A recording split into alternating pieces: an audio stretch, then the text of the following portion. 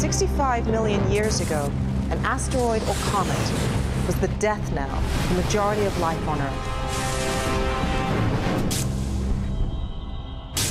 It could all happen again.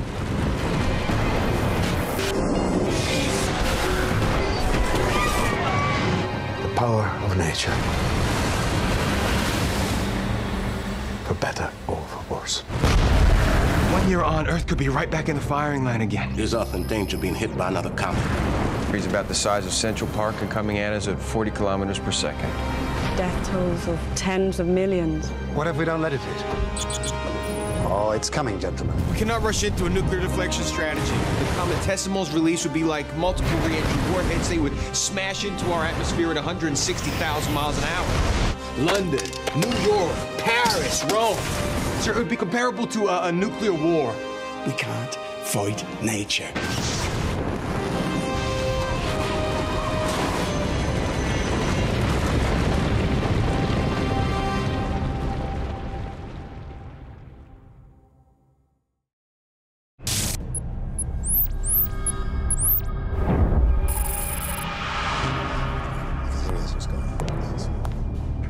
Gentlemen.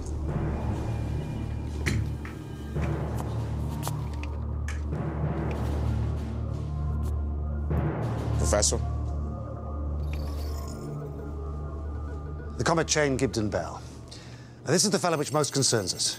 A 1 mile-sized fragment we're calling Gibden-Bell A. Our forecasts now suggest a 60% chance of collision. Oh, it's coming, gentlemen, and in 4 months' time. Now, if you look at the ellipse pattern, you'll see that America's very much in the line of fire, either via a giant tsunami, if the impact occurs in either ocean, or through a direct land strike, which will devastate thousands of square miles. Now, here's how we persuade it to go away. Standoff nuclear diversion.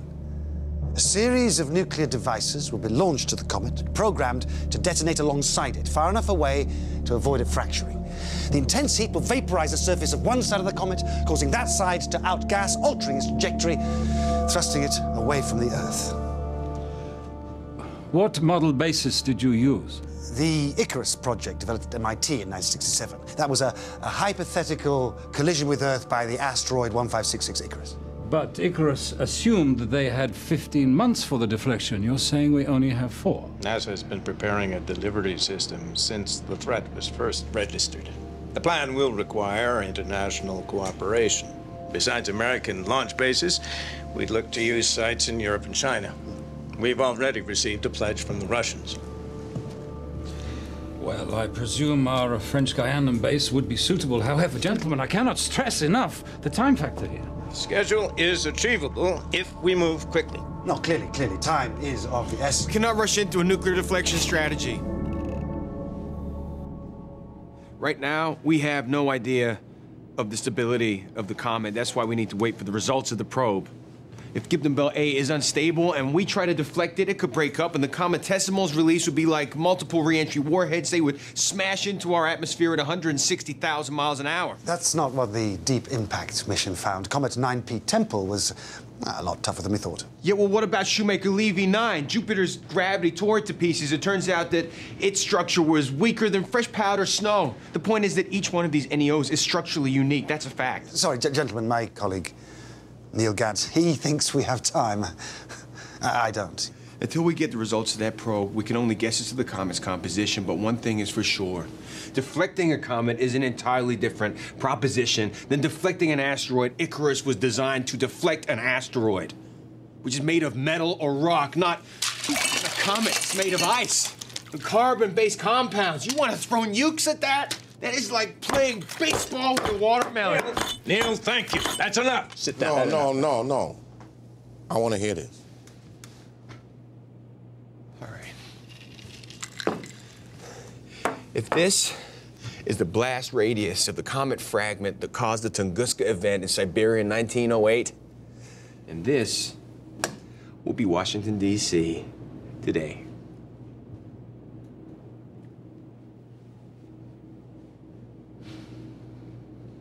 If if that comet breaks up, we're going to create thousands of projectiles of this kind of power that could impact anywhere on this planet. London, New York, Paris, Rome.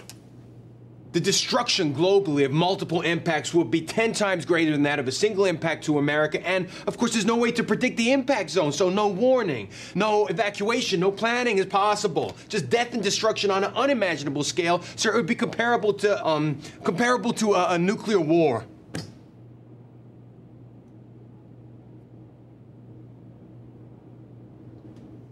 If you're against deflecting the comet, what alternative strategy are you proposing?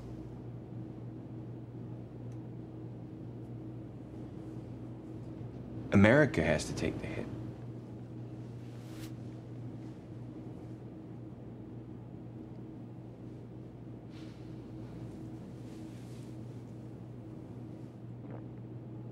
Are you suggesting we sit back and do nothing? We spend the next 4 months preparing in every detail an evacuation strategy. 10 days before impact, we will know exactly where it's going to hit. We spend those 10 days executing the plan. If it's going to hit in the sea, then we evacuate the coast. If it's going to hit land, then we evacuate half the country. We couldn't clear New Orleans in 1 week for Katrina. And you want to play musical chairs with 100 million people? It would take all the help of all of our allies and probably most of our enemies, too. But this is our best option. It's impossible. Even if we could evacuate, what about everything in the impact zone? Cities, farms, factories? It would be economic suicide. America would be blasted back to the Stone Age. Allowing the comet to hit could create a cloud of dust and sulfur aerosols that'll block out the rays of the sun. Food production then becomes impossible. Millions would die through the immediate impact events. Millions more through starvation. It could be an ice age all over again. Brennan Kelly, Queen's University, I'd like to add something. An impact winter is not a certainty. It depends on how much sulfur there is in the comet, how much sulfur there is in the impact zone, the comet's precise mass and speed. The truth is, we won't know until it's too late. Thank you. And if we don't know, then how can we commit to such an extreme course of action?